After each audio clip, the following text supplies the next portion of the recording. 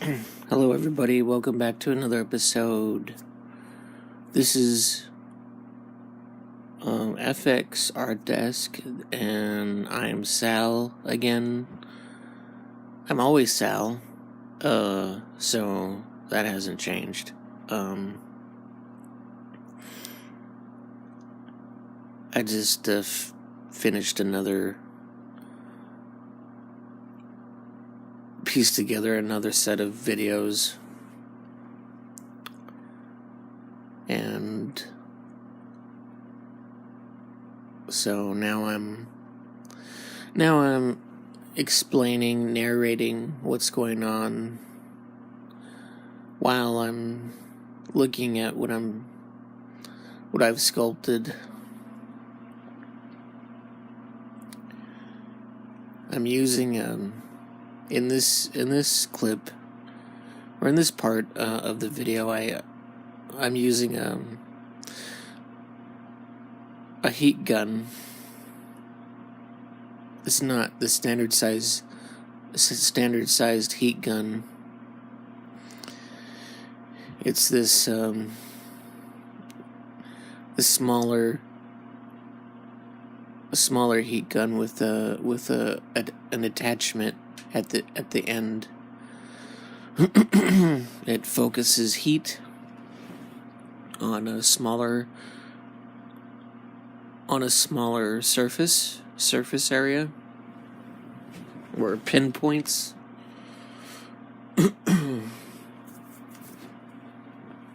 This heat gun is attached to a soldering unit. It's that blue cube behind the sculpture that I'm working on. And it's a good source of heat if you need it.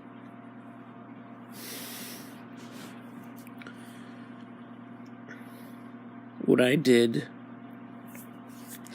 doing right now is I have it set to a certain degree. There's two knobs. There's airflow, and there's heat. And at first I was using a blowtorch, a miniature butane torch, and it's fine. Like, what I need is constant heat at this stage, because I need to move forms constantly. On a larger scale. So I was using the wax pen, the ultra waxer, and I was having to set it to 400 degrees. And I don't like using it at that temperature, but it was the only way that I could move forms, control the surface the way I wanted it to. You can set the ultra waxer pretty high degree, but with anything else, if you expose anything to heat, that extreme amount of heat, it's gonna reduce the lifespan of your equipment. Anything that requires heat. So it's weird that it's interesting how, like, tools that anything that is made to produce heat is actually degrading itself. It's killing itself. It's like it's made to destroy itself, which is interesting. I don't know. It's interesting, and it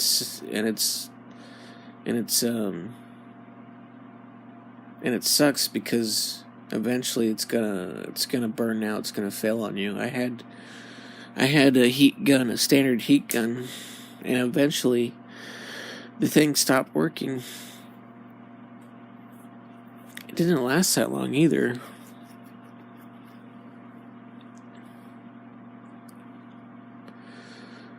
So I was using the heat gun as I'm using the loop tool to scrape off forms.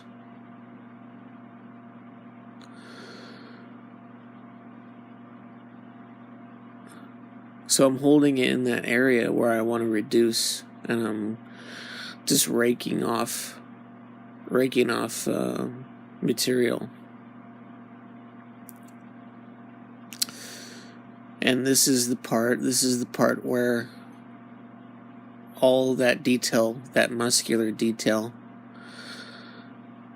I had to destroy. All that time spent working on those details, because I didn't want to check the proportions. I mean, I had the pictures right there. I just was like, I was just stubborn. I didn't want to change anything. I just wanted to accept it for what it was. And the more that I looked at it, I stepped away, and I came back, and I realized that, this is not how it's supposed to look.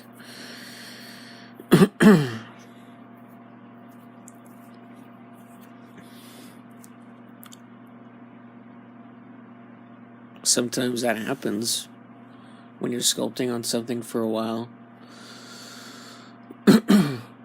You just want to accept it for what it looks like, for what it is.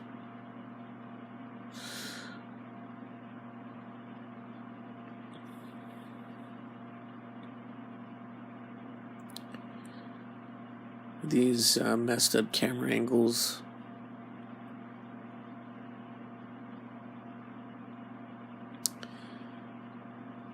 I'm not sure. I don't have a camera person, so there's going to be a lot of shots where my arm, my hands, and my head are going to be obscuring the view of the sculpting process. I apologize beforehand.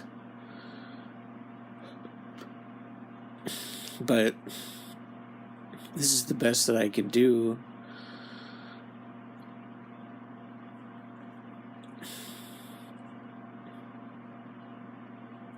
I have the camera.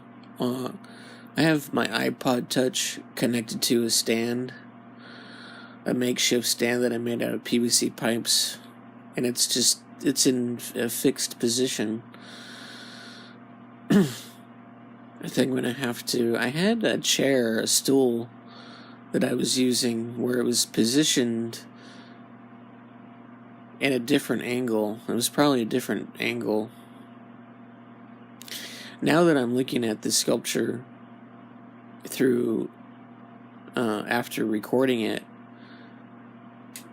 I can tell that his right shoulder is sticking out a lot farther than his other shoulder. I'm gonna have to go in and just reduce that size, tighten up that, bring that in.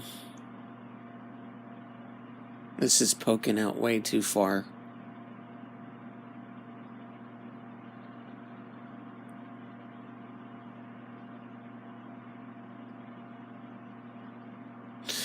You see, when I look at it from the front view, it doesn't look like it's poking out that far. But when I turn it around and look at it from behind, you can totally tell, like in this position right here, things look decent. When something is out of place, out of proportion, it appears that like it gives everything else in adjacent to that that form. It throws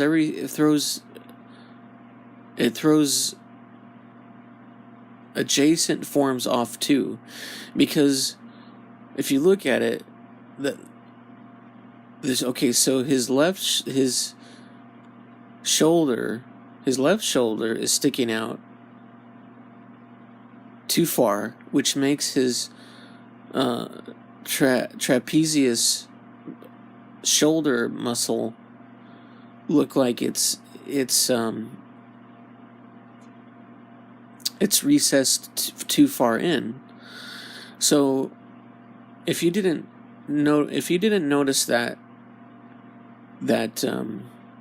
it was because of his shoulder was sticking out too far, you would probably want to add more material to his trapezoid on his left hand side. And then when you reduce the shoulder, when you fix that shoulder, you'll realize that you added too much to the trapezoid. So it, like, forms next to other forms, it creates an illusion. It throws you off. It happens big time to facial features too. Like one cheekbone is higher than the other. It'll appear that the eyes, one eye is like closer, is like sagging compared to the other, but it's just another form that's off. That will throw you off. That makes it hard for traditional sculpting. Now, if you're working digitally, that fixes that, almost completely 100% takes out that issue. People that don't know who's never worked traditionally before and always done everything digitally, don't know how hard it is, wouldn't know how difficult it is to work traditionally. Like I've started out sculpting with clay. There wasn't any ZBrush, there wasn't any Maya. Well, there probably was Maya back then, maybe, but that was a long time ago, so I don't know.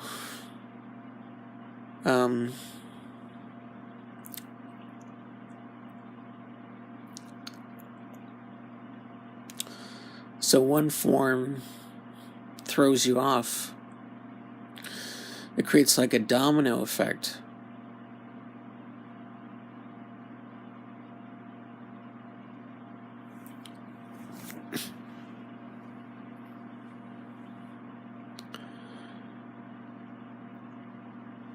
So right here, I'm using the wax pen. I'm drawing in the lines at this point. I'm looking at my anatomy references, and I'm seeing looking at the muscle groups again. Well, I don't know if I'm looking at it right now on my laptop, but eventually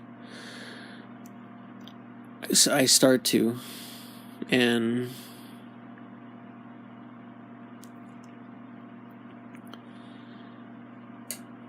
I'm just drawing the detail in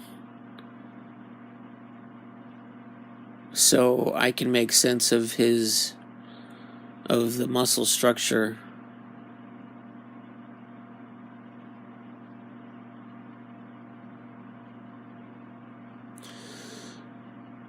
I remember when I was starting out working with CX5,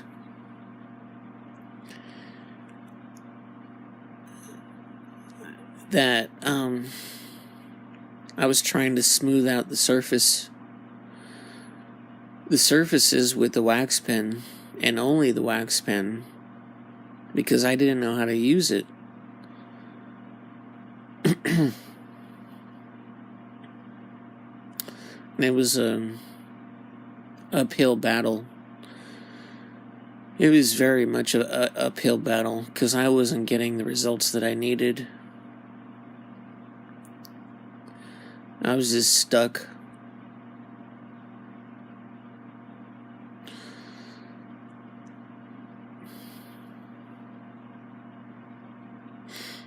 At this point, I'm getting really close to getting the right proportions between the hands and the forearm. Those are my calipers that I've been using. I don't remember the name of those calipers, but they have centimeters printed on the calipers. If you make adjustments, it'll show you the distance in centimeters and unit measurements.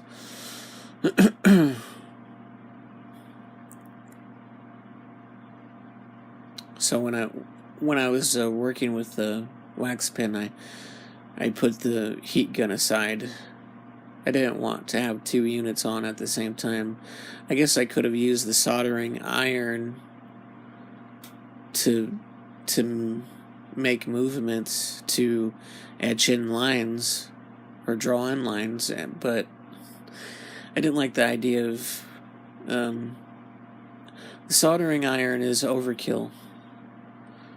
It heats up really to a great degree where your materials starts to smoke when using it, even if it's set on the lowest setting. Even though that it shows the same amount of degrees that it shows on the wax pen. I like this angle. I have the camera facing right now, not because that it shows how I'm sculpting it. It just makes makes my sculpture. It's a very good angle to look at the darkness model right now.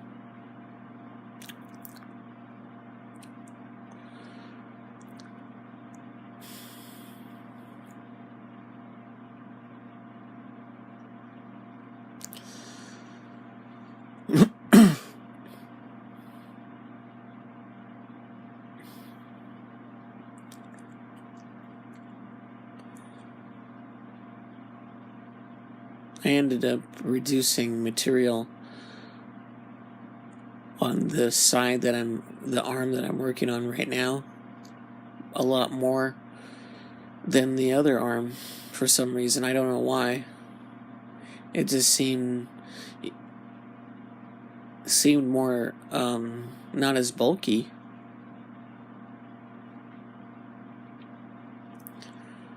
Even though I worked on both arms side by side, I made sure that they were the same amount of same mass, symmetrical.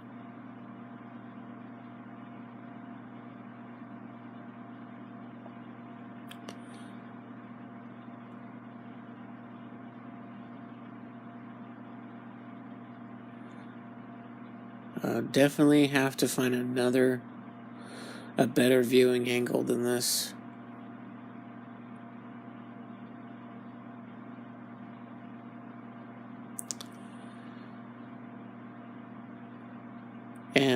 this is the second video that I'm describing the sculpting process as I'm sculpting it, rather than talking about unrelated stuff. I don't know how people feel about when I talk about other things, but I think I don't know. Nobody really says anything about the things that I say. I just noticed that when I talk about serious issues like personal stuff, I get more thumbs down, and then I might lose a subscriber. Maybe it's because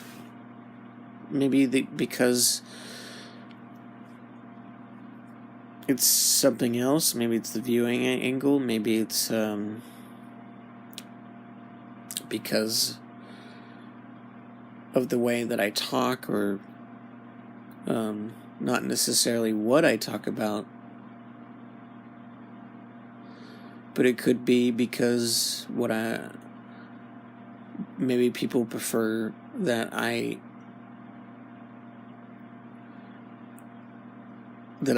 talk about relevant stuff, like what I'm working on as I'm working on it.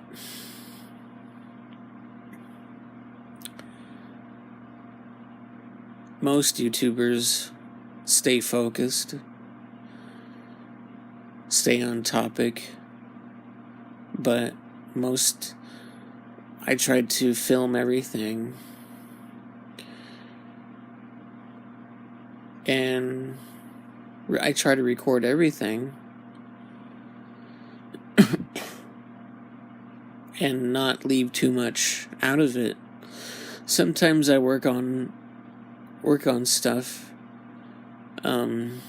off camera because I just don't feel like it. Sometimes I don't feel like it. It's difficult because I'm aware of something recording me. I'm aware of it, and I have a hard time relaxing when that happens and focusing.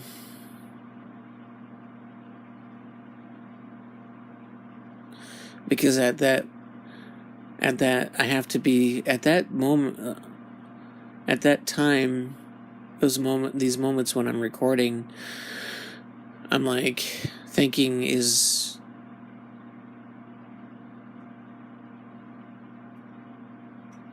everybody able to see what I'm working on? Is the camera in focus? Am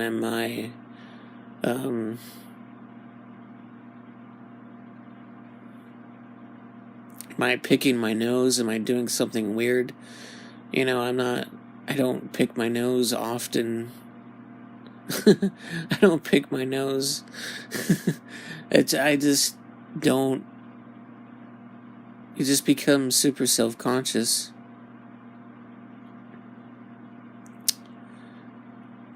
I'd rather not have my face shown or any part of my head shown in my videos. But I need to come in close.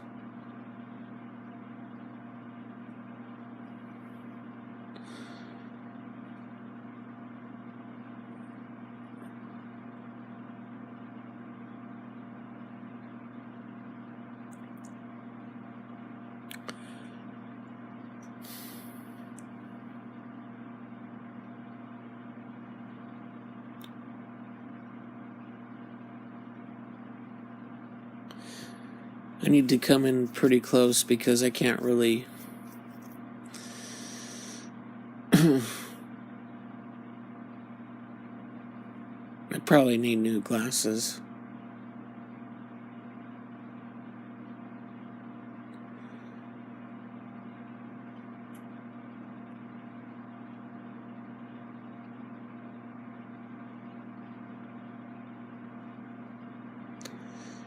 You see, I don't know what else to say. I didn't write a script.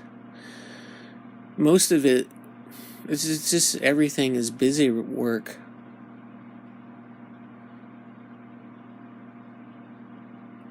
So there's going to be a lot more pauses.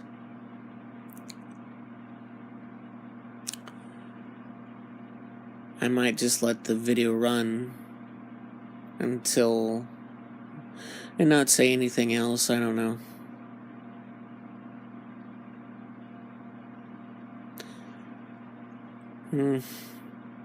Looks like this video is almost over anyway. I hope you enjoyed it. And please subscribe, like it if you liked it. Give me a thumbs down if you didn't. Thanks for viewing. Have a good day. Bye.